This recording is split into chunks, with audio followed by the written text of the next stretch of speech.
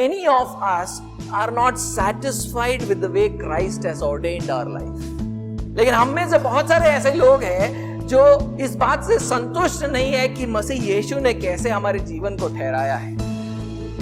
We want to live the life of another Christian whom we see around us. हम किसी और मसीह के जीवन को देखकर उसकी तरह बनना चाहते हैं. We must realize that Christ has ordained our life of salvation and the Father has given just the required grace for it. और हमें इस बात का अंगीकार करने की जरूरत है कि मसीह ने हमारे उद्धार के जीवन को एक खास रीति से ठहराया है और पिता ने उसके लिए जरूरी जो अनुग्रह है वो हमें दिया है.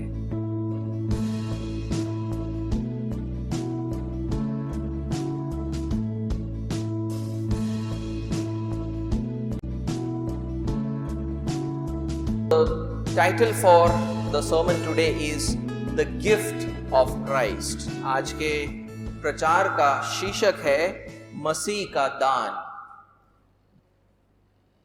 When we think about parents and children, we see that parents try to make provisions for their children and their needs.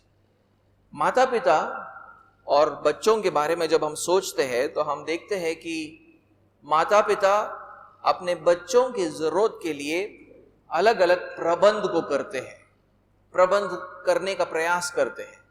They try to provide for their good health by giving them good food and good clothing.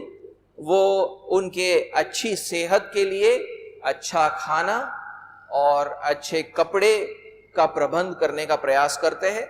They try to provide for their school fees so that they can receive a good education. वो उनके शिक्षा के लिए प्रबंध करते हैं, school fees देकर ताकि वो अच्छे से पढ़ सके. They try to save up money for their higher education or marriage. माता पिता अक्सर अपने बच्चों के जो आगे की शिक्षा है और उनके शादी के लिए पैसा इकट्ठा करके रखते हैं, तो उस तरह भी वो एक प्रबंध करने का प्रयास करते हैं. God tries to make a provision in that way. Parents make a provision in that way, and parents try to provide for everything that is necessary so that their children can live up to their potential. और माता पिता वो सब चीजों को करना चाहते हैं ताकि वो अपने जीवन में अपनी क्षमता को पूर्ण कर सके. They can fulfill their potential. वो अपने क्षमता के अनुसार सारी चीजों को कर सके, उसके लिए जो कुछ भी चाहिए वो प्रदान करते हैं.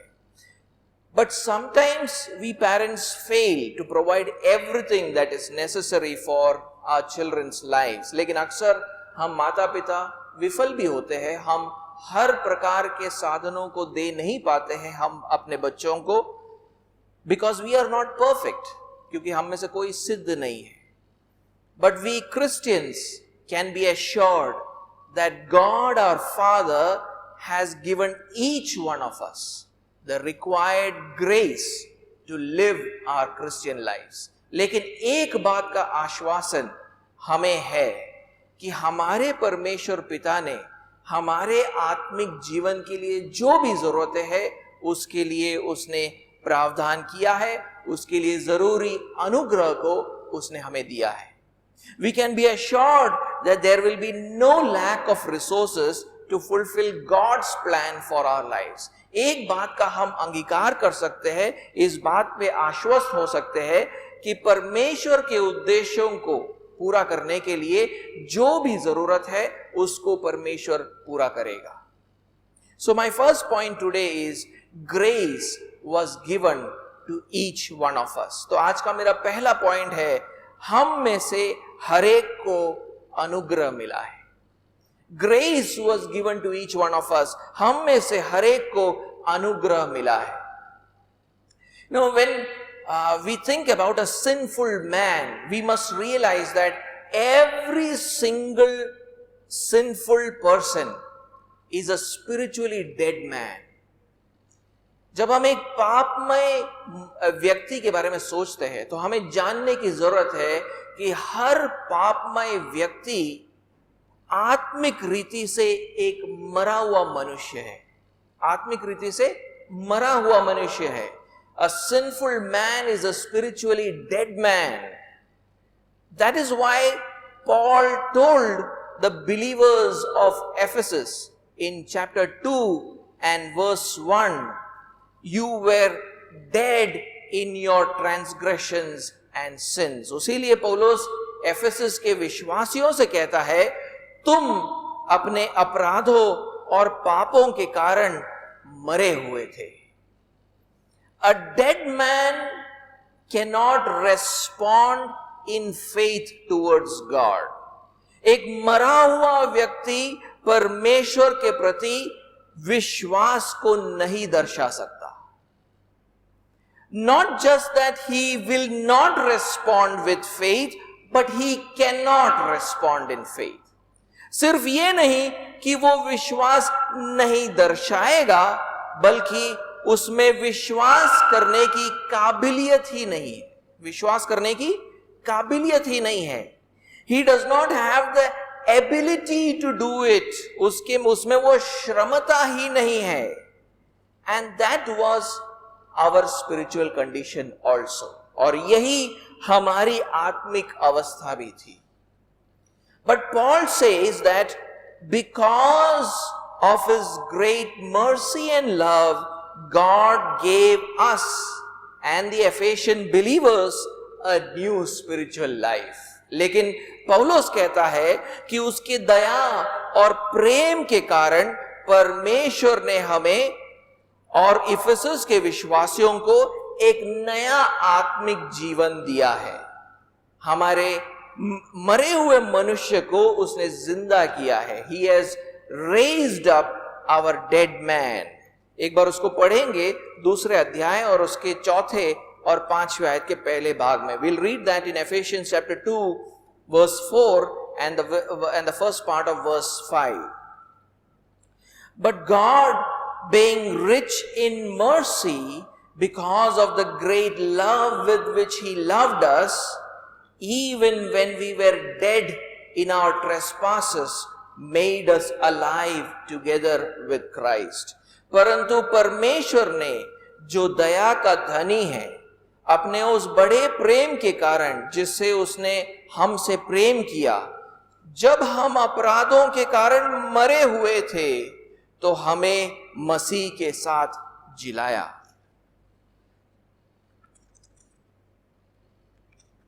A spiritually dead man does not come alive because of anything that he did. एक आत्मिक रीति से मरा हुआ व्यक्ति जी इसलिए नहीं उठता क्योंकि उसने कुछ अच्छे काम किए, बट इसलिए जी उठता है क्योंकि परमेश्वर पिता ने उसको दया और प्रेम दिखाकर उसको जीवित किया। You know, a dead man rises, a spiritually dead man rises because of the mercy and love of God the Father. The spiritually dead man receives from God the Father what he did not earn. आत्मिक रीति से मरा हुआ मनुष्य परमेश्वर से वो चीज पाता है जिसको उसने कमाया नहीं कभी। You know, a spiritually dead man never earned his life. He received it from God the Father. एक आत्मिक रीति से मरा हुआ व्यक्ति ने कमाया नहीं अपने जीवन को, नए आत्मिक जीवन को, लेकिन उसने परमेश्वर पिता से उसको पाया है। उसीलिए इसको हम अनुग्रह कहते हैं। That is why we call it grace. Grace means you get something that you did not deserve. अनुग्रह का मतलब ही यह है कि आपने वो पाया जिसके योग्य आप नहीं थे। That is why Paul goes on to say in the second part of verse 5 there, उसीलिए पौलुस उस 5वें आयत के दूसरे भाग में बोलता है, chapter 2 verse 5, दूसरे अध्याय के 5वें आयत में, by grace you have been saved. लिखा है अनुग्रह ही से तुम्हारा उद्धार हुआ है। When grace comes from Father God and before we are saved, something else happens in between. जब परमेश्वर पिता का अनुग्रह हमारे जीवन में आता है और हमारा उद्धार होने से पहले इन दोनों घटनाओं के बीच में कुछ और होता है. That is called faith. उसको हम विश्वास कहते हैं.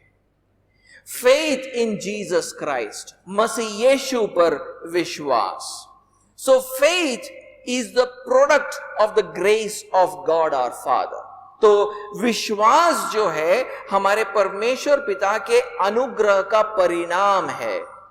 That is why in Matthew chapter 16 and verse 16, when Simon Peter confessed about Jesus, that you are the Christ, the Son of the living God, Jesus replies there in verse 17, "Blessed are you, Simon Bar-Jonah, because flesh and blood did not reveal this to you, but my Father who is in heaven."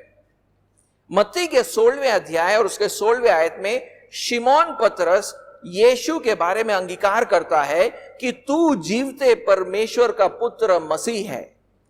यीशु उसको जवाब देता है, हे शमौन योना का पुत्र, तू धन्य है, क्योंकि मांस और लहू ने नहीं परंतु मेरे पिता ने जो स्वर्ग में है ये बात तुझ पर प्रकट की है. So it means that Simon Peter's faith came from the Father. इसका मतलब यह है कि शिमोन पतरस का जो विश्वास है वो पिता की ओर से आया है.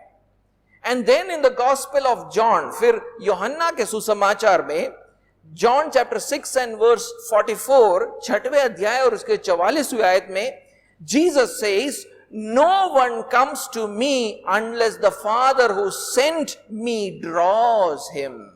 और वहां पर यीशु कहता है, कोई मेरे पास नहीं आ सकता जब तक पिता जिसने मुझे भेजा है उसे खींच ना ले.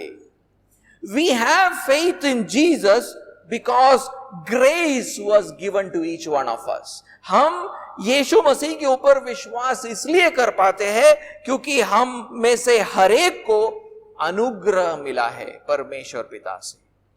And that grace has come from the Father. ये पिता से आया हुआ अनुग्रह है. Many people say that my Christian life began on so and so date when I first put my faith in Jesus Christ. बहुत सारे लोग, मसीह लोग ऐसा कहते हैं कि मेरा विश्वास का जीवन ये दिन पर शुरू हुआ जब मैंने अपने विश्वास को यीशु मसीह के ऊपर रखा.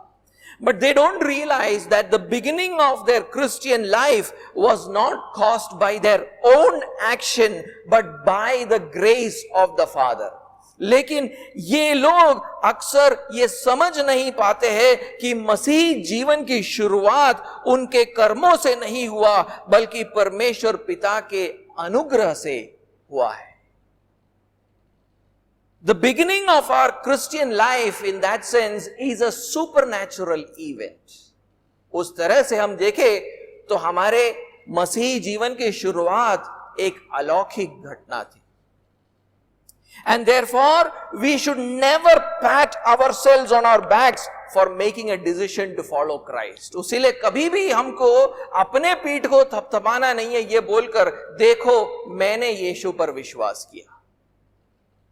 Rather, thank Father God for His grace which caused us to be spiritually alive and have faith in Jesus Christ. बल्कि परमेश्वर पिता को धन्यवाद दे कि उसने अनुग्रह को भेजकर हमें नया जीवन दिया ताकि हम यीशु मसीह के ऊपर विश्वास रख पाए. My second point is grace according to the measure of Christ's gift. मेरा दूसरा पॉइंट है मसीह के दान के परिमाण के अनुसार अनुग्रह मिला है. So here I want you to read now the two verses that we are looking at today. मैं चाहता हूं कि दो आयतों को पढ़ा जाए जिसको हम आज देख रहे हैं. एफेसियों का 4वां अध्याय और उसका 6वां और 7वां आयत. It says verse 7 and 8, 7वां और 8वां आयत. But grace was given to each one of us according to the measure of Christ's gift. Therefore it says, when he ascended on high, he led a host of captives and he gave gifts to men. पर हम में से हरेक को मसीह के दान के परिमाण के अनुसार अनुग्रह मिला है। इसलिए वह कहता है, वह ऊंचे पर चढ़ा और बंदियों को बांध ले गया और मनुष्यों को दान दिए। So what happens when we have faith in Jesus Christ? जब हम यीशु मसीह के ऊपर विश्वास कर लेते हैं तो उसके बाद क्या होता है? Paul says in chapter 2 and verse 6, दूसरे अध्याय और 6वें आयत में पौलुस कहता है that we were raised, God raised us up with Christ and seated us with him in the heavenly places in Christ Jesus. पौलुस दूसरे अध्याय 6वें आयत में कहता है, मसीह यीशु में उसके साथ हमको उठाया गया और स्वर्गीय स्थानों में उसके साथ बैठाया गया, ऐसा वो वहां पर कहता है। We are raised with Christ and seated with Christ in the heavenly places. वो कहता है हमें मसीह यीशु में उसके साथ उठाया और स्वर्गीय स्थानों में उसके साथ बैठाया गया है। Now, what does that mean? उसका मतलब क्या है? What does that mean? It means that we have entered into a relationship with the resurrected Jesus Christ. उसका मतलब यह है कि अब हमारा जो संबंध है वो पुनरुत्थान पाए हुए मसीह यीशु के साथ है। Now we share in his resurrection and ascension. हम उसके पुनरुत्थान और स्वर्गारोहण में भागी हो जाते हैं। He becomes our head and we become his body. वो हमारा शिरोमणि या सर हो जाता है और हम उसके देह बन जाते हैं। And just as the function of each member of a body is controlled from the head, और जैसे कि एक शरीर के हर अंग का नियंत्रण सर से होता है या शिरोमणि से होता है, we derive our Christian life and ministry from Christ our head. हम अपने मसीह जीवन है और हमारी जो सेवकाई है वो हम हमारे सर अर्थात मसीह यीशु से पाते हैं। And based on that appointment, we have received grace from the Father. और यीशु मसीह के उस नियुक्ति के अनुसार हमें परमेश्वर पिता से अनुग्रह दिया गया है। That is why Paul says in our verse today, but to each one of us grace was given according to the measure of Christ's gift. उसीलिए आज हमारे आयत में पौलुस कहता है, हम में से हरेक को मसीह के दान के परिमाण के अनुसार अनुग्रह मिला है। In other words, through faith in Jesus Christ, we receive a gift from him. दूसरे शब्दों में कहो तो मसीह पर विश्वास करने के द्वारा हमने उससे एक दान पाया है। We are receiving a gift.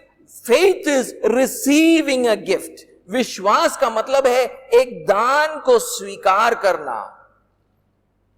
And this gift is from Jesus Christ, और ये दान आता है यीशु मसीह से। That gift comes with a battery, और ये गिफ्ट जो है, ये दान जो है, एक बैटरी के साथ आता है। And the battery is God's grace which makes it work. और ये बैटरी और कुछ नहीं पर परमेश्वर का अनुग्रह है जो इस गिफ्ट को चलाता है। What is the gift that we have received from Christ? हमने यीशु मसीह से कौन सा दान या तोहफा पाया है? Actually, the better word would be तोहफा. It is a gift. The gift is our salvation. वो तोहफा और कुछ नहीं पर हमारा उद्धार है। And it works by the grace of God. और वो परमेश्वर के अनुग्रह से चलता है।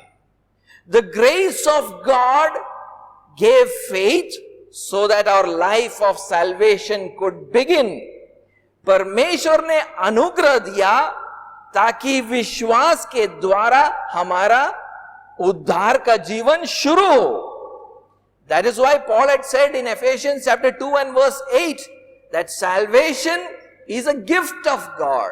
उसीलिए पौलुस ने एफेसियों के दूसरे अध्याय 8वें आयत में कहा था, उद्धार परमेश्वर का दान या तोहफा है. But our life of salvation which we have received is uniquely designed by Christ for us. लेकिन हमारे जो उद्धार का जीवन जो हम यीशु मसीह से पाते हैं, वो उसने एक अनोखे ढंग से हमारे लिए रचा है.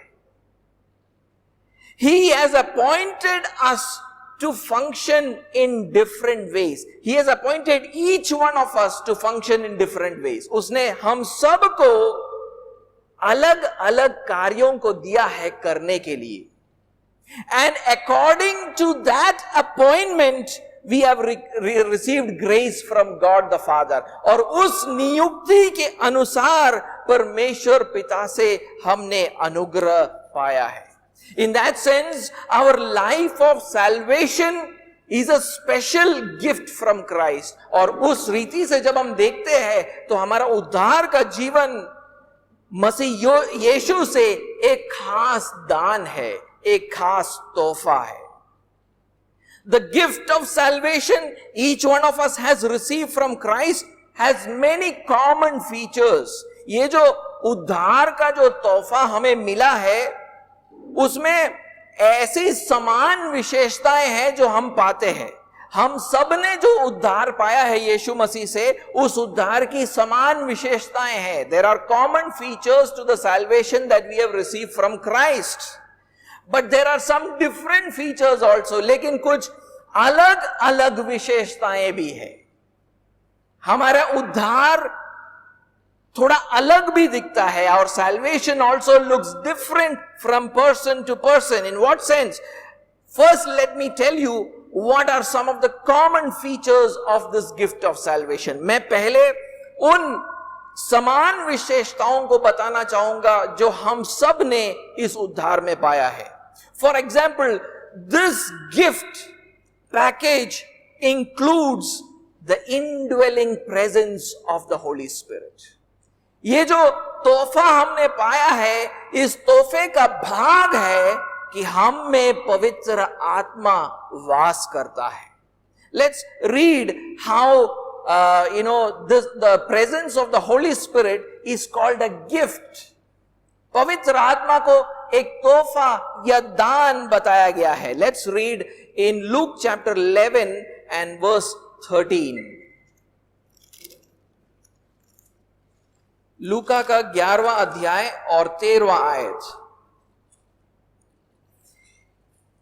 If you then who are evil know how to give good gifts to your children, how much more will the Heavenly Father give the Holy Spirit to those who ask Him? So here it is being said that the Father gives His children a gift. And what is that gift? It is the gift of the Holy Spirit.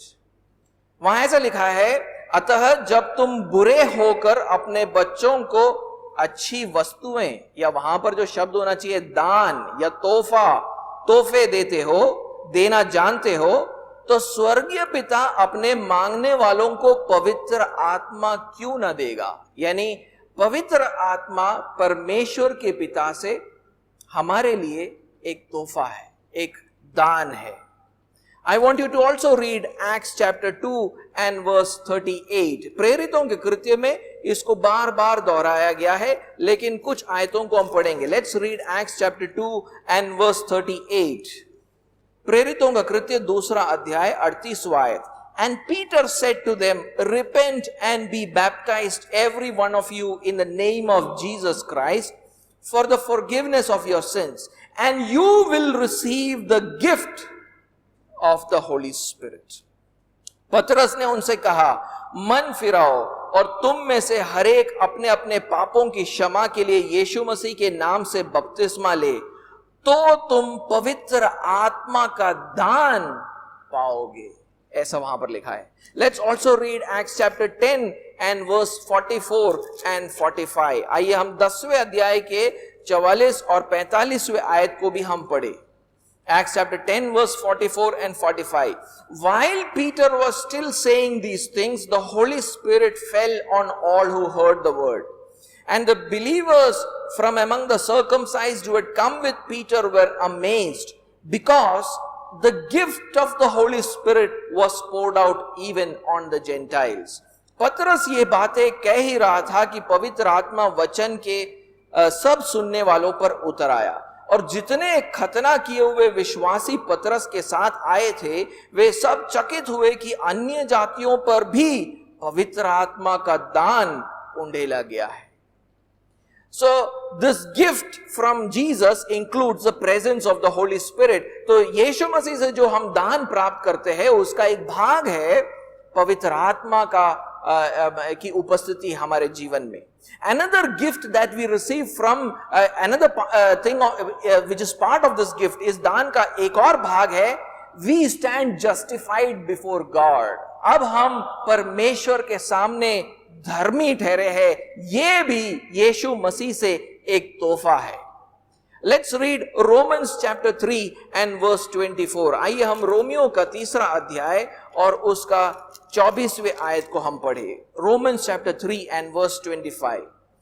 And are justified by his grace as a gift through the redemption that is in Christ Jesus. मेरा जो ये translation है उससे हटकर एक दूसरा Hindi translation पढ़ूंगा जहां पर ये गिफ्ट जो है वो एकदम स्पष्ट रीति से लिखा गया है.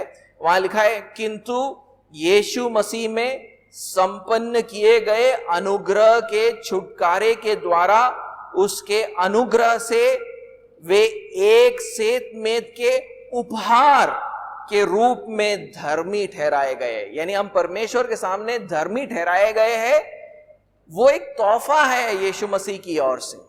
You know our justification before God is a gift from Jesus Christ, because he paid for our sins and he gave us his righteousness. We stand justified before God.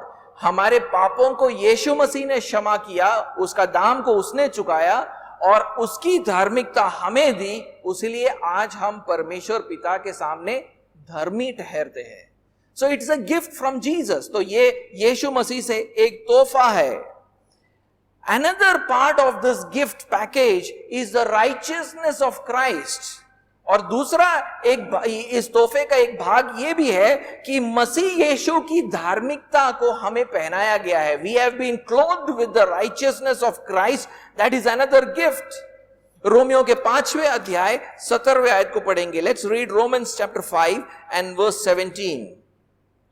For if because of one man's trespass death reigned through that one man, much more will those who receive the abundance of grace and the free gift of righteousness reign in life through the one man Jesus Christ. क्योंकि जब इसको मैं एक और translation से पढ़ूंगा हिंदी में, जहां पर इसको स्पष्ट रीति से वहां पर वरदान लिखा गया है, यानी हमारी जो धार्मिकता है वो एक वरदान है, वो ऐसे लिखा गया है. क्योंकि जब एक मनुष्य के अपराध के कारण एक ही मनुष्य के माध्यम से मृत्यु का शासन हो गया, तब इससे कहीं अधिक फैला हुआ है बड़ा अनुग्रह तथा धार्मिकता का वो वरदान जो उनके जीवन में उस एक मनुष्य मसीह यीशु के द्वारा शासन करेगा. तो यीशु मसीह की धार्मिकता को हमें पहनाया गया है. We have been clothed with the righteousness of Christ. So this is also part of the gift that Jesus Christ has given us. यीशु मसीह ने जो दान हमें दिया है उसका ये भाग है. So these are all the common things that we have received from Jesus Christ. इन सारी बातों को हम सबने पाया है. We have all received this. But लेकिन the gift of salvation each one of us has received from Christ has some different features also. लेकिन हर एक ने मसीह से जो उद्धार का दान पाया है उसके कुछ अलग अलग विशेषताएं हैं. हम सब ने जो दान पाया है उसके कुछ अलग अलग विशेषताएं भी है. For example, in 2 Corinthians chapter 9 and verse 15, उदाहरण के रूप में 2 कुरिन्थियों का 9वां अध्याय और उसका 15वां आयत. Paul thanks God for his indescribable gift. वहां पर पौलुस जो है परमेश्वर के एक अपार दान के लिए वो धन्यवाद देता है. Let's read that. It says, thanks be to God for his inexpressible gift. परमेश्वर का उसके उस दान के लिए जो वर्णन से बाहर है, धन्यवाद हो. What is this gift for which he is thanking God? ये कौन से दान के लिए पौलुस यहां पर परमेश्वर को धन्यवाद दे रहा है? What is this gift? ये दान क्या है?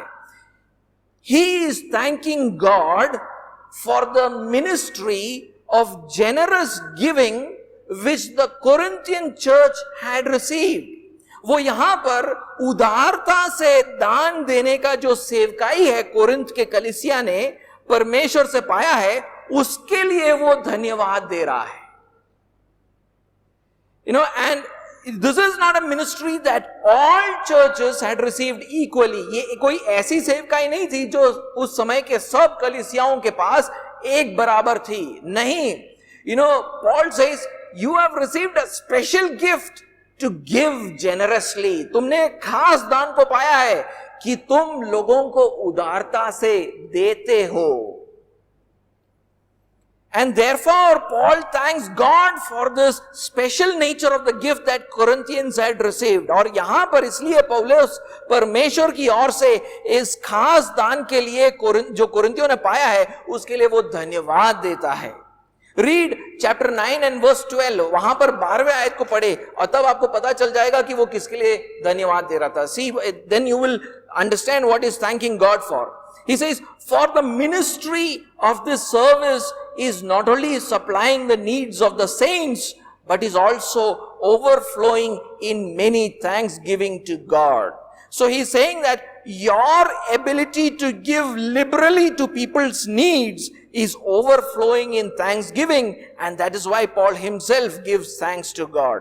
वहां कहता है क्योंकि इस सेवा के पूरा करने से न केवल पवित्र लोगों की आवश्यकताएं पूरी होती है, परंतु लोगों की ओर से परमेश्वर का भी बहुत धन्यवाद होता है.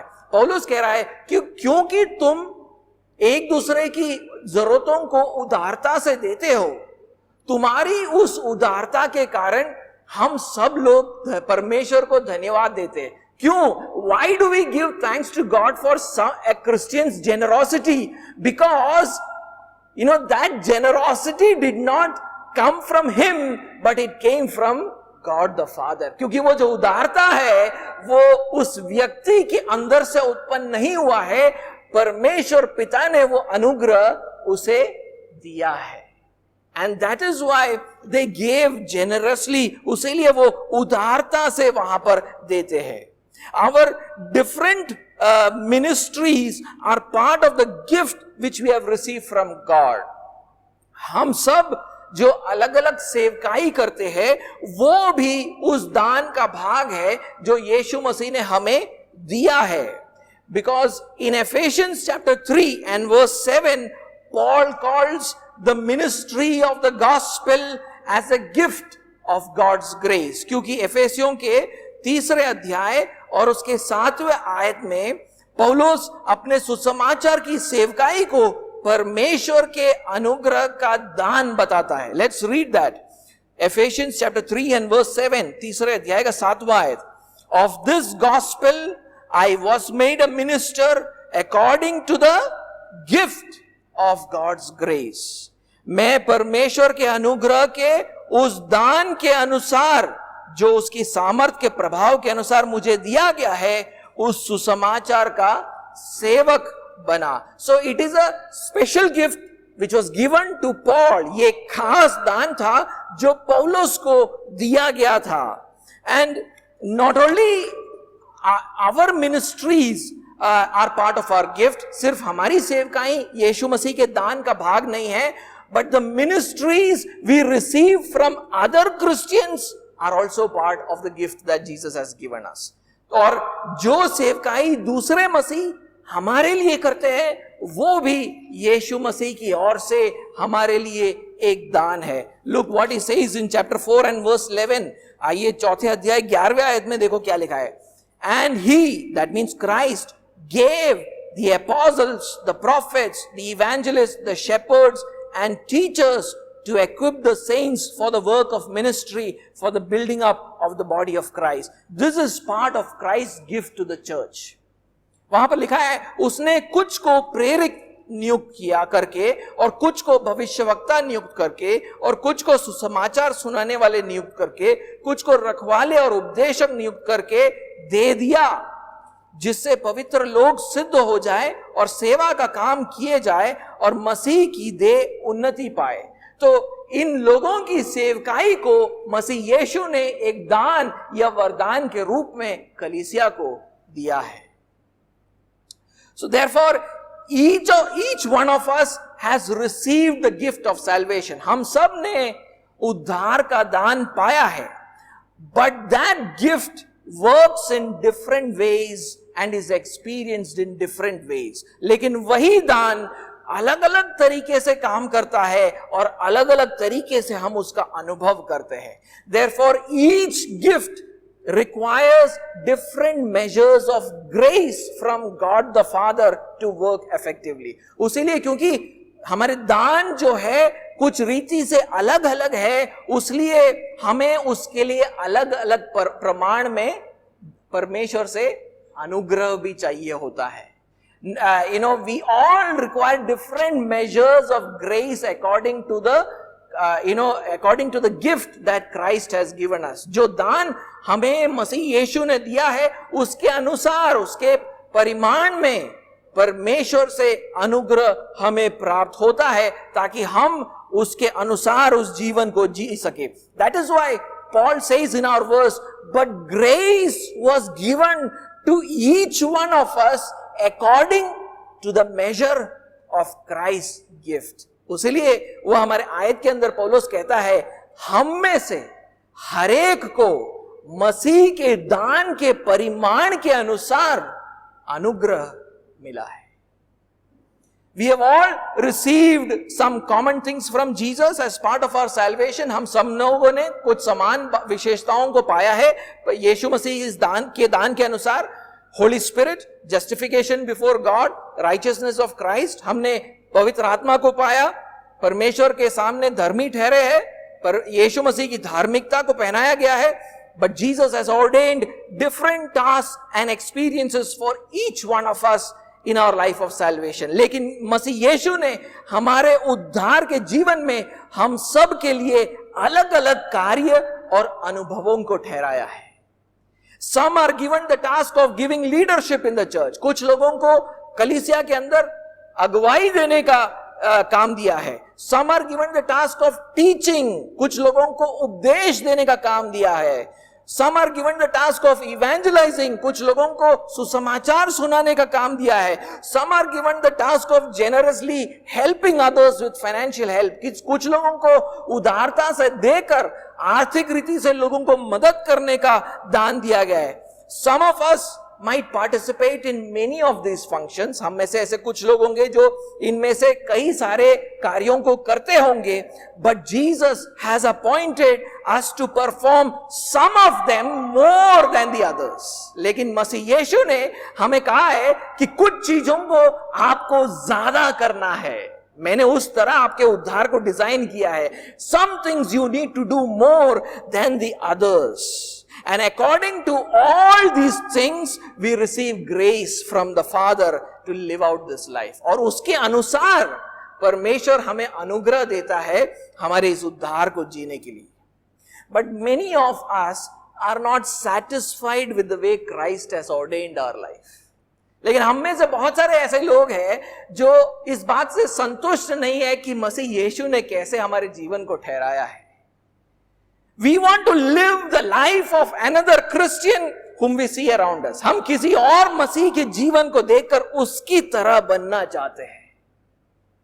We want to live live out their life, हम उनके जीवन को जीना चाहते हैं. We want to do their ministry, हम उनके सेवकाई को करना चाहते हैं. We want to have their experiences, हम उनके अनुभवों को हम चाहते हैं. We want to be part of that church, हम उस कलीसिया का भाग होना चाहते हैं. वी क्रेव फॉर इट, हम उसकी लालसा करते हैं. And we become what, frustrated. और ऐसा करने से क्या होता है, हम असंतुष्ट हो जाते हैं जीवन के अंदर. We become frustrated.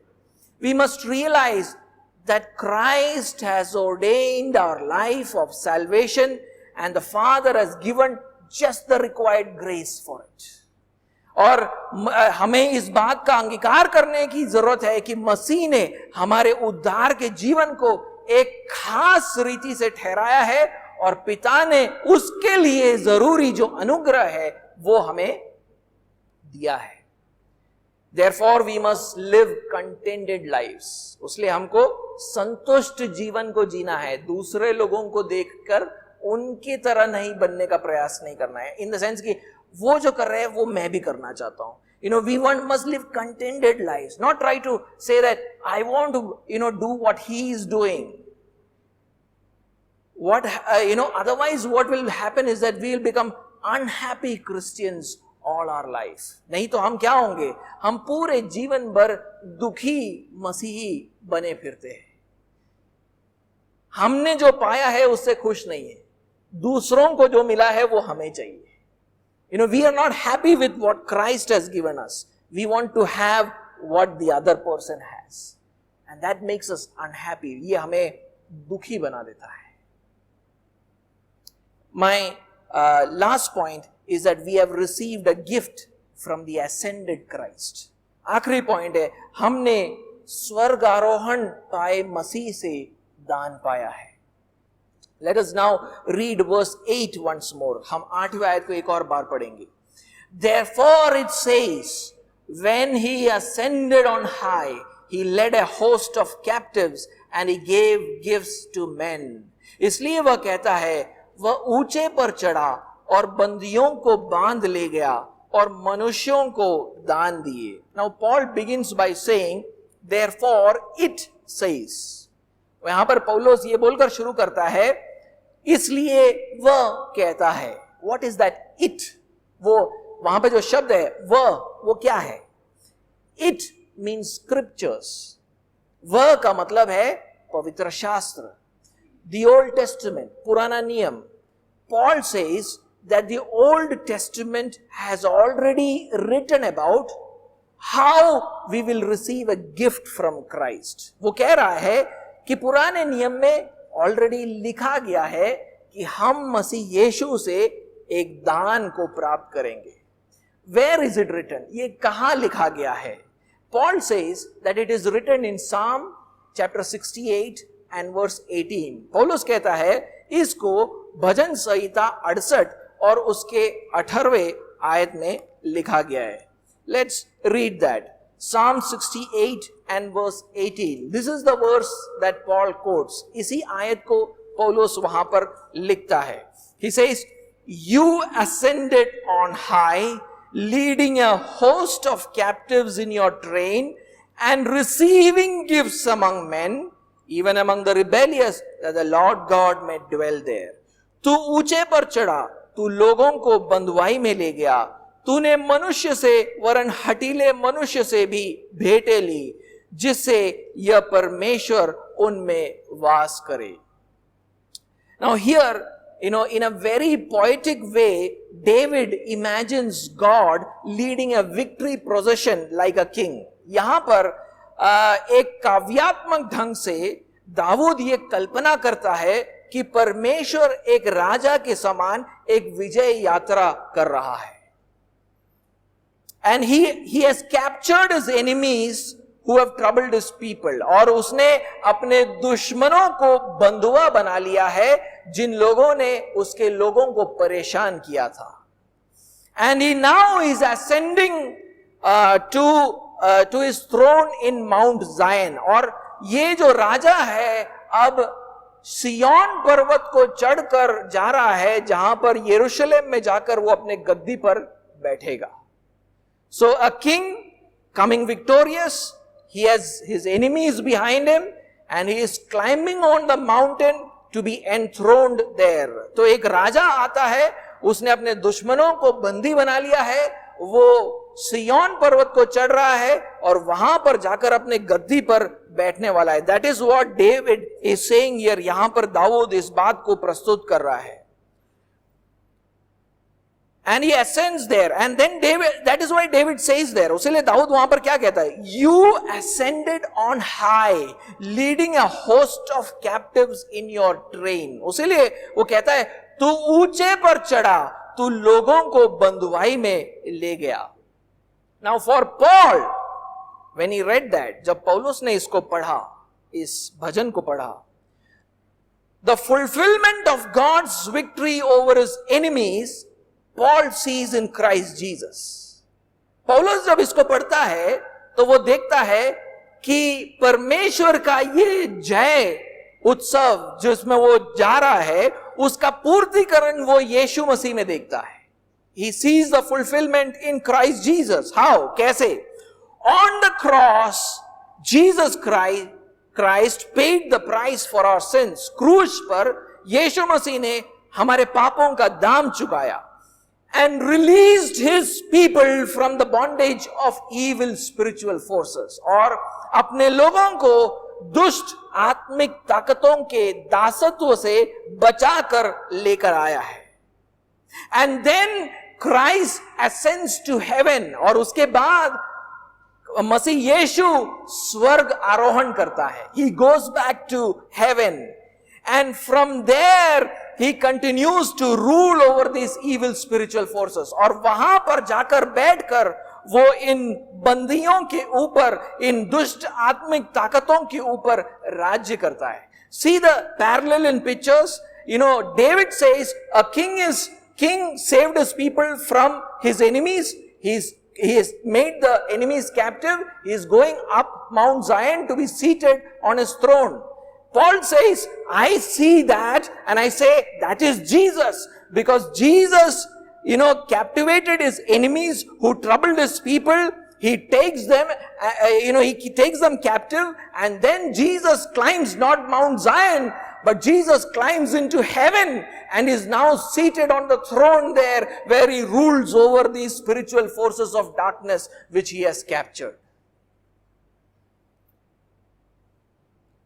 And then, this is what Paul has already mentioned in Ephesians chapter 1 and verse 20 and 21. उसीलिए पौलुस ने इसी बात को पहले अध्याय और उसके 20 और 21वें आयत में लिखा था. Let's read that, what he had written there.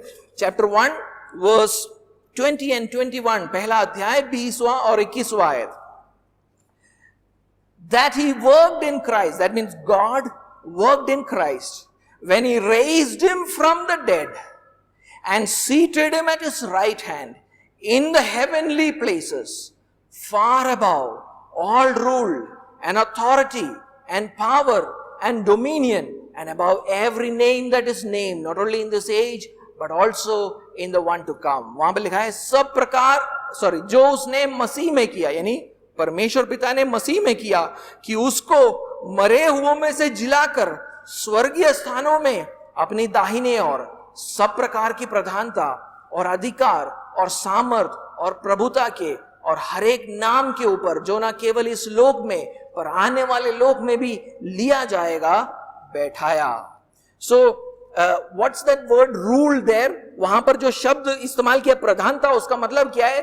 Rule means evil spiritual force, दुष्ट आत्मिक ताकतों के लिए वहां पर प्रधानता शब्द इस्तेमाल किया गया है.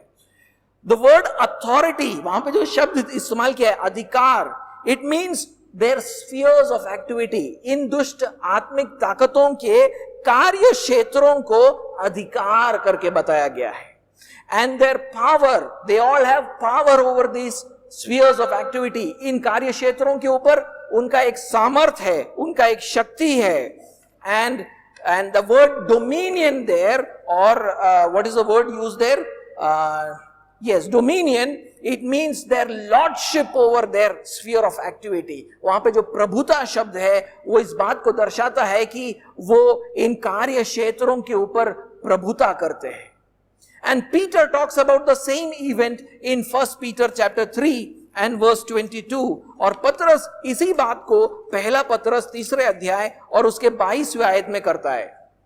1 Peter chapter 3 and verse 22. Who has gone into heaven and is at the right hand of God with angels, authorities and powers having been subjected to him. वह स्वर्ग पर जाकर परमेश्वर की दाहिनी ओर बैठ गया और स्वर्गदूत और अधिकारी और सामर्थी उसके अधीन किए गए हैं. Coming back to Psalm 68 verse 18, हम जब वापस आते हैं भजन संहिता और उसके 68वें अध्याय उसके 18वें आयत में, Paul then says that God received gifts among men or from men. David says there that God received gifts among men or from men. वहां पर दाऊद कहता है कि तूने मनुष्यों से वरन हठीले मनुष्यों से भेंट ली है. Now in ancient days, why is he writing that there? David क्यों उस बात को लिख रहा है वहां पर? See, in ancient days, when a king defeats his enemies, he receives spoils from war. That means what belonged to them now belongs to this king. जब ये राजा जो है अपने दुश्मनों को हराता है तो उसको विजय उपहार मिलते हैं युद्ध में से, यानी उनके जो चीजें हैं वो अपना कर लेता है. He rules, he takes it over. And that is why the psalmist says there, David says, he received gifts among men or from men. उसीलिए Dawood वहां पे लिखता है, भजन संहिता लिखने वाला लिखता है कि तूने मनुष्यों से भेंट लिया. But then what does the king do with that spoil? फिर राजा क्या करता है? इस भेंट को लेकर फिर राजा क्या करता है? He distributes it to his own people. वो अपने ही लोगों में उसको बांट देता है. And the spoils become gifts for his people. ये जो विजय उपहार उसको मिलते हैं वो उसके लोगों के लिए एक दान बन जाता है. It becomes a gift. That is why Paul says in Ephesians, he says instead of saying that he received gifts, he says he gave gifts to men. उसीलिए पौलुस जब एफेशियंस को लिखता है तो वो ये नहीं लिखता कि उसने भेंट को लिया या स्वीकार किया, वो लिखता है उसने भेंट को दिया. He gave gifts to men. So what is Paul saying? पौलुस क्या कर रहा है? Paul is saying that all the benefits of Christ's ascension and rule over evil spiritual forces are distributed among his people. पौलुस कह रहा है कि मसीह यीशु के स्वर्गारोहण और उसमें से उत्पन्न होने वाला हर एक आशीष और दुष्ट आत्मिक ताकतों पर उसका राज्य, इसको वो अपने लोगों में बांट देता है. He distributes it among his people. So now his people rule over the evil spiritual forces. इसका मतलब यह है कि अब मसीह यीशु के लोग उन दुष्ट आत्मिक ताकतों के ऊपर राज्य करते हैं. The evil spiritual forces that he defeated on the cross, now his people rule over them. जो दुष्ट आत्मिक ताकतों को यीशु ने क्रूस पर हराया, उनके ऊपर आज हम राज्य करते हैं. We rule over them. We have been, we rule over the evil spiritual forces, their spheres of activity, their powers and their lordships. हम उन दुष्ट आत्मिक ताकतों के ऊपर, उनके कार्य क्षेत्रों पर, उनके सामर्थ पर, उनके प्रभुता पर आज हम राज्य करते हैं, क्योंकि उस राज्य करने के अधिकार को यीशु मसीह ने हमें दान के रूप में दिया है. He has given, Christ has assigned each Christian different ways to rule over evil spiritual forces. मसीह यीशु ने हम सबको अलग अलग तरीके से ठहराया है कि हम कैसे दुष्ट आत्मिक ताकतों के ऊपर, अंधकार की ताकतों के ऊपर हम उनके ऊपर राज्य कर सके. He has given each one of us different tasks in our spiritual warfare. हमारे इस मलयुद्ध में हम सबको एक रोल, एक फंक्शन को उसने सौंपा है. That is why it is written that each one of us has received a gift from Christ. उसीलिए वहां पर लिखा है कि हम में से हर एक को मसीह का दान मिला है. And we have all received grace from Father God for these particular tasks. और हमारे इस युद्ध में, इन दुष्ट आत्मिक ताकतों पर राज्य करने के लिए परमेश्वर पिता ने हमें अनुग्रह दिया है. Now Satan's army is organized in such a way that they influence various spheres of this world. शैतान का जो सेना है वो इस तरह संगठित है कि वो इस दुनिया के अलग अलग क्षेत्रों के ऊपर वो लोग राज्य करते हैं या प्रभाव डालते हैं. And they have been given different kinds of powers and lordship for their assigned tasks. और उन सबको सौंपा गया है कुछ काम और उनको सामर्थ्य दिया गया है और उनके ऊपर उनको प्रभुता दिया गया है. But Christ rules over Satan and his forces. लेकिन यीशु मसीह शैतान और उसके दुष्ट आत्मिक ताकतों के ऊपर राज्य करता है.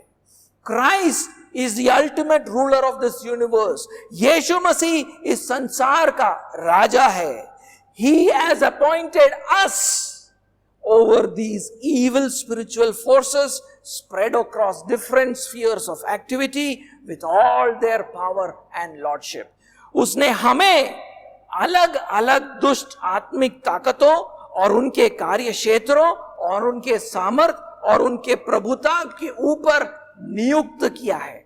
That is why Christ has ordained different roles and lives for each one of us. उसीलिए यीशु मसीह ने हम सबको अलग अलग कार्य और जीवन ठहराया है. And Father God has armed us with grace to fulfill that role and life. उसीलिए परमेश्वर पिता ने हमें अनुग्रह दिया है इस कार्य को करने के लिए और इस जीवन को जीने के लिए.